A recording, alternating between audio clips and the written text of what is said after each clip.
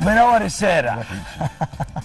خلينا نرحب ترحيب خاص جدا بضيفنا النهارده، مشرفنا ومنورنا استاذ دكتور احمد ابراهيم، استاذ جراحه السمنه المفرطه بطب عين شمس. رمضان كريم. رمضان كريم شيف، ورمضان كريم لكل الجمهور الكريم. وخلينا كده نرحب بكل مشاهدينا في كل مكان اللي بيشوفونا من خلال قناه النهار. كل سنه وحضراتكم طيبين، يا رب شهر يبقى كله خير وسلام وامان، وربنا يتقبل منا ان شاء الله. ان شاء الله. بص يا دكتور بقى، انا شخصيا في رمضان بخس وكل الناس بتتخن، وممكن يوصلوا الى سمنه مفرطه في شهر ما عندهمش اي مانع، فاشرح لي كده يعني ايه سمنه مفرطه؟ سمنه مفرطه يعني زياده نسبه الدهون في الجسم. تمام. احنا بالنسبه للرجاله الحد الاقصى للدهون في حوالي من 20 ل 24% حسب السن، وبالنسبه للسيدات من 30 لحد 37% حسب برضو السن. وبالتالي اي زياده في نسبه الدهون في الجسم عن حاجه زي كده يبقى ده اسمها سمنه. طبعا الحقيقه من الصعب ان احنا بنعرف نقيس نسبه الدهون في الجسم، بس دي بقى اجهزه معقده شويه. ده بقى اي حد في البيت يقدر يعرف عن طريق الميزان، انه يوزن نفسه ويشوف طوله ويشوف النسبه ما بين الوزن والطول.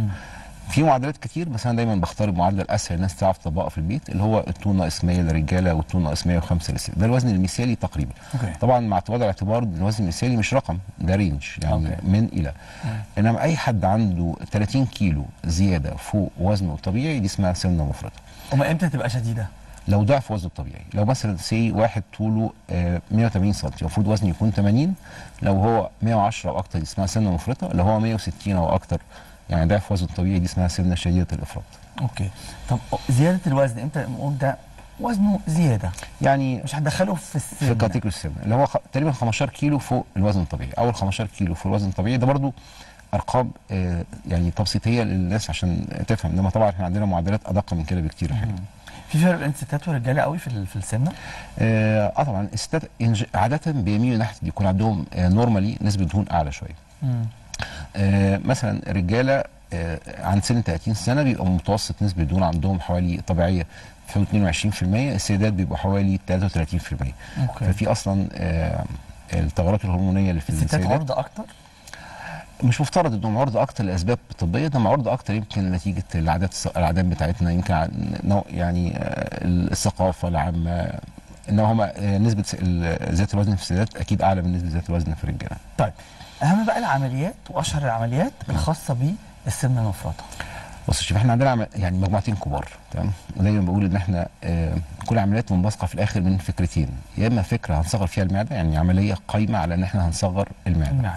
وبالتالي بالتبعيه نقلل كميه الاكل اللي المريض يقدر ياكلها في وجبه واحده، قابلين ان كمان ده ينعكس على كميه الاكل اللي تقدر تخش عن مدار اليوم كامل. تمام.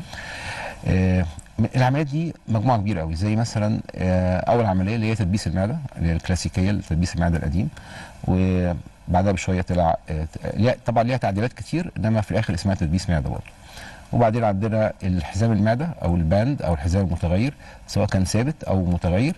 وبعدين في الاخر عندنا التكميم، وفي النص طلعت عمليه ما نجحتش اول حاجه اسمها الكشكشه او طي المعده.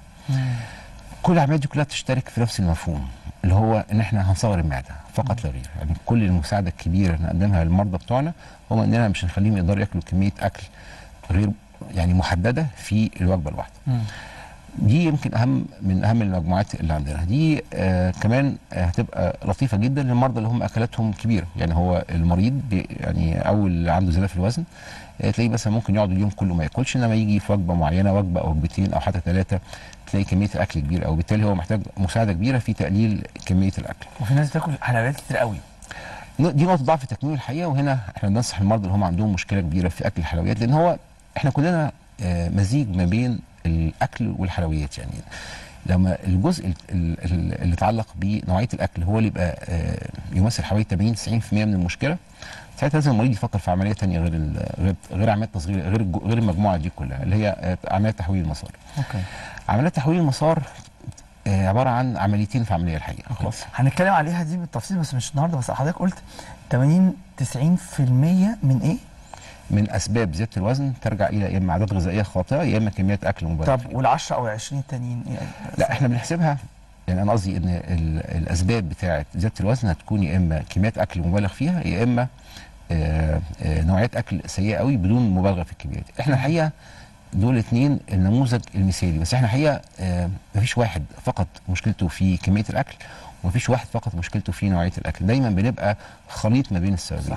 صحيح. كل ما الخليط يبقى بيميل اكتر ناحيه نوعيه اكل سيئه، كل ما اكيد هيستفيد اكتر من تحويل المسار والعكس. اوكي، احنا هنبقى كل مره هنتكلم عن حاجه، هنتكلم عليهم بالتفاصيل، مره بقى التكميم ومره التدبيس ومره التحويل ان شاء الله. بشكرك يا دكتور، كل سنه وانت طيب ورمضان كريم عليك. خلينا نشوف فاصل، بعد الفاصل نرجع لكم عندنا في الشارع نكمل مع سكان شارعنا. خليكم عندنا مع صباح.